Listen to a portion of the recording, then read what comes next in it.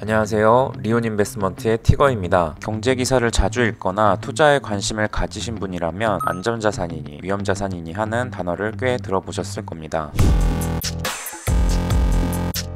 말 그대로 안전자산은 상대적으로 위험이 낮은 투자자산으로 경제가 좋지 않거나 시장이 불안할 때 포트폴리오 내에 투자 비중을 늘려야 하는 자산입니다. 달러화나 엔화, 미국이나 독일 국채, 금 같은 것들이 바로 대표적인 안전자산입니다. 이와 반대로 위험자산인 주식이나 원자재, 신흥국 채권 등은 시장 내에 유동성이 풍부하고 불안감이 적을 때 인기를 모으는 투자자산입니다. 그렇다면 비트코인이나 이더리움, 아니 전체 가상자산은 안전자산일까요? 위험자산일까요?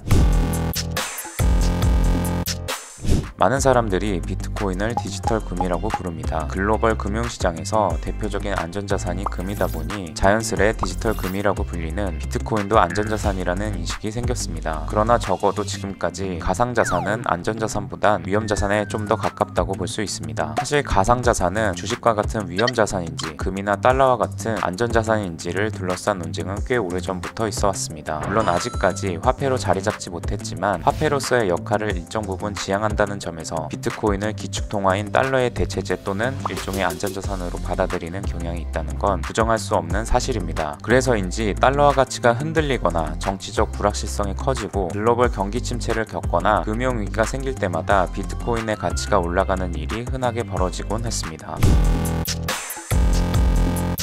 비트코인은 지난 2008년 글로벌 금융위기가 닥쳤을 때 탄생했습니다. 2013년 키프로스에서 외환위기가 터졌을 때 은행들이 문을 닫자 예금을 찾지 못한 자산가들은 비트코인을 사들였고 그 덕에 불과 2달 만에 비트코인 가격이 350% 이상 폭등하는 일도 있었습니다. 영국의 유럽연합 탈퇴를 뜻하는 브렉시트 사태나 미국과 북한 간 군사긴장이 있을 때에도 비트코인이 주목을 받기도 했습니다. 최근 우크라이나 러시아 전쟁 발발 시에도 루블화는 폭락하였으나 비트코인 루블화는 폭등하는 모습을 보였습니다. 물론 비트코인 달러는 일반적인 움직임이 있었으나 러시아 내에서 루블화로 비트코인을 구매하려는 수요가 폭발하면서 유독 비트코인 루블화에서만 발생된 상황이라고 볼 수 있습니다. 이처럼 과거 사례에서도 볼 수 있듯이 전쟁, 금융위기와 같은 위기로 인해 해당 국가의 화폐 가치가 폭락했을 때 비트코인이 크게 상승하기도 했습니다. 실제 비트코인 자체가 법정화폐에 대한 불신에서 출발한 만큼 안전자산으로서의 성격이 강하다는 게 일반적인 통념이었습니다. 덴마크 대형 투자은행인 saksobank 제이콥 파운시 애널리스트가 한 보고서에서 역사적으로 보면 우량한 비트코인들은 브렉시트나 도널드 트럼프 미국 대통령 당선, 북한의 미사일 발사 시험 등 글로벌 불확실성이 고조되고 안전자산 선호 심리가 강화될 때 가격이 상승하는 모습을 보였다고 설명한 바 있습니다. 이렇다 보니 비트코인 강세론자들 가운데 몇몇은 기존의 안전자산으로 취급받고 있는 금이나 주요 선진국 국채 등 투자한 자금 중 1%만 흘러들어와도 비트코인 가격은 폭등할 것이라고 기대하고 있습니다.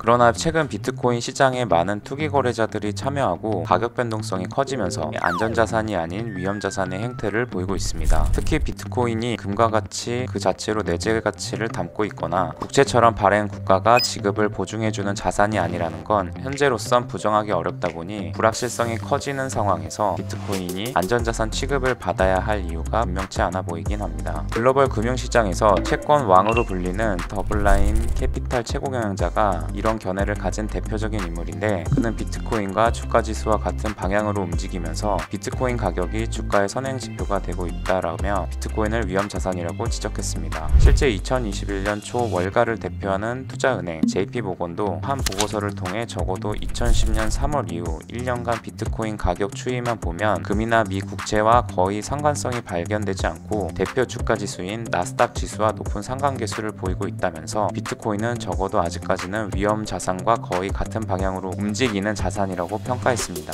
다만 현 시점에서 비트코인이 안전자산이냐 위험자산이냐를 못 자르듯 결론 내리는 건 성급해 보입니다. 이에 대한 결론은 비트코인 시장이 주식이나 채권, 외환시장처럼 역사적인 흐름을 가늠해 볼 수 있을 정도로 시간과 데이터를 축적했을 때 최종적인 평가가 가능할 것 같습니다. 설령 비트코인이 나중에 위험자산으로 결론 내려진다 해도 실망할 필요는 없습니다. 주식과 마찬가지로 위험자산이라 해서 투자를 하지 못할 만큼의 시스템에 높은 위험도를 가지고 있는 것은 아니며 선물과 옵션 등이 잇따라 등장하면서 그 위험 역시 충분히 해지 기능을 가지고 있기 때문입니다. 오히려 위험 자산이 가지고 있는 수익성에 초점을 맞춘 투자자들이 더 늘어날 수도 있을 겁니다. 글로벌 금융위기 시대에 기존 금융 시스템의 반기를 들고 태어난 비트코인은 애초에 안전자산 성격을 가지고 있었지만 비트코인 거래소가 생겨나면서 투자 목적으로 거래할 수 있는 투자자산이 된 이후에는 위험자산으로서의 성격을 더 강하게 가지고 있습니다. 아직은 최종 결론을 내리기는 어렵지만 비트코인의 위험자산 성향을 이해하면서 투자 전략과 해지 전략을 짜야겠습니다. 감사합니다.